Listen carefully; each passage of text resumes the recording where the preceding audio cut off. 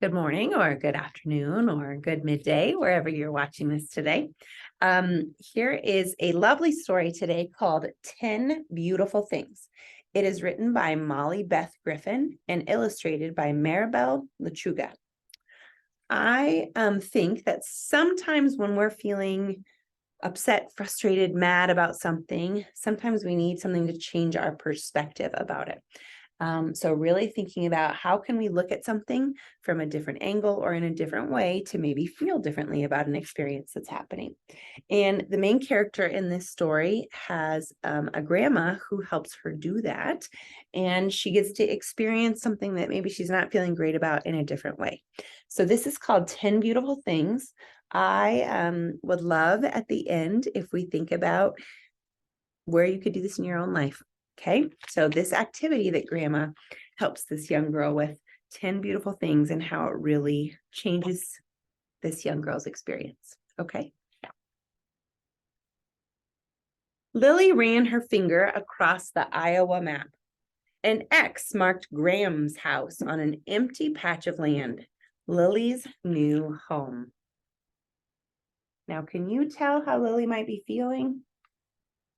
She looks pretty concerned to me, right? So I'm wondering right now as a reader why Lily's going to a new home. I think she's moving, grandma's house, I don't know.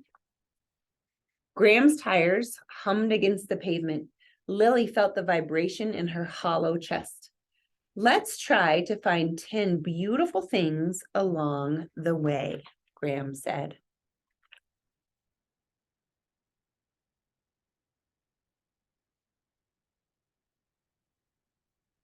Lily turned her eyes to the window.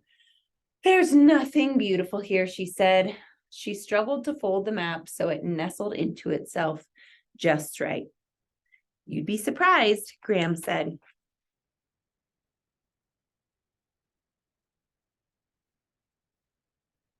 And sure enough, at that very moment, the sun broke over the long horizon. Whew, that is pretty. Lily gasped. There's number one, she cried.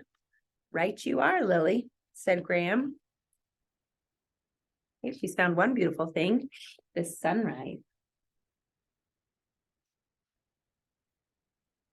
Fence posts rushed past. Graham turned on the radio, trying to fill the silence. Lily felt the complaints starting in her belly again, coming up in her throat and nearly out of her mouth. But then Graham shouted, number two.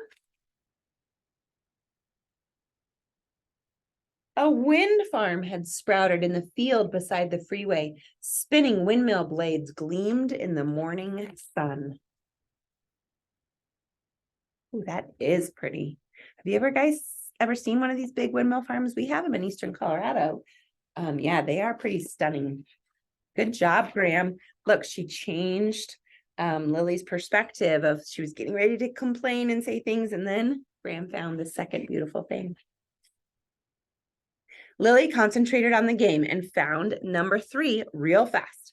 A red-winged blackbird perched on a swaying stalk of last year's corn.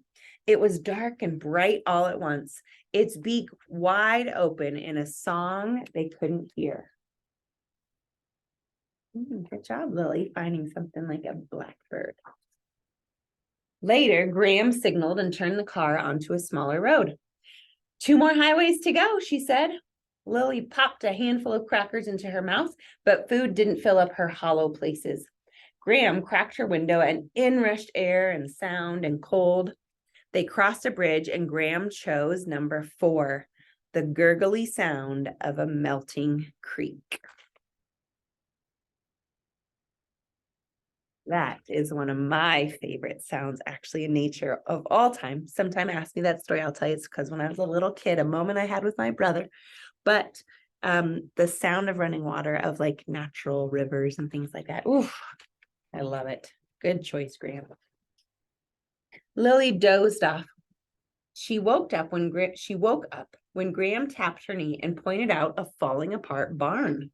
That's not pretty, Lily said. That can't count. We're not looking for pretty. We want beautiful, Graham said.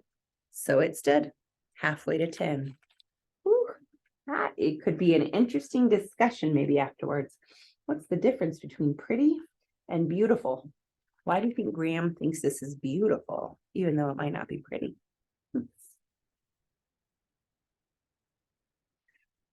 At a rest area, Lily bounced out of the car while Graham stretched her creaky body. Lily picked number 6.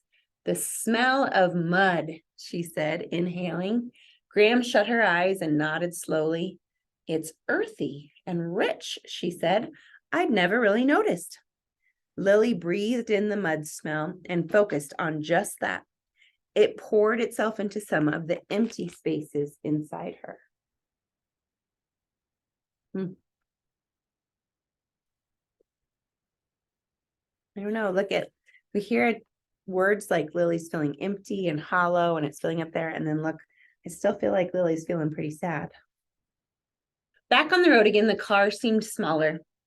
The humming in Lily had stopped, but her legs wanted to sprawl and her stomach was getting queasy. We're on a roll now, Graham said, and she was right about that. 7 and 8 were easy. A cloud shaped like a swan. Ooh, that's cool.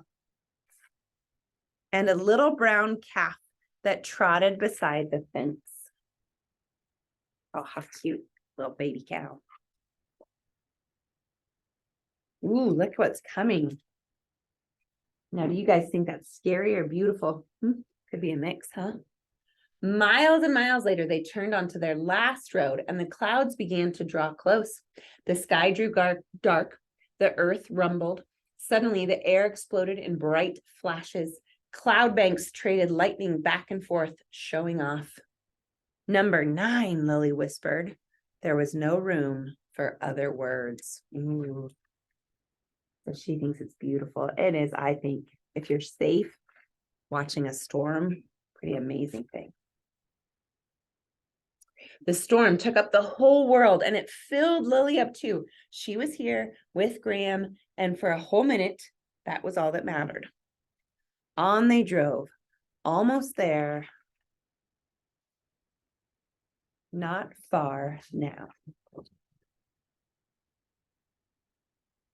When they'd been almost there for a long time, Graham braked, eased the car down a crumbling driveway, and parked in front of the farmhouse.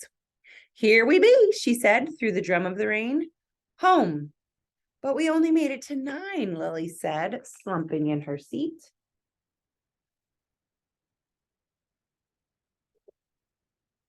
Nope, 10, easy. What do you think Graham's going to say for number 10? I have a guess. Do you have a guess? Graham came around with the umbrella and Lily stepped out of the car. We are 10, Graham said. Lily sank into her familiar hug. None of this was easy. Maybe it would never be easy, but she belonged with Graham now. She belonged here now.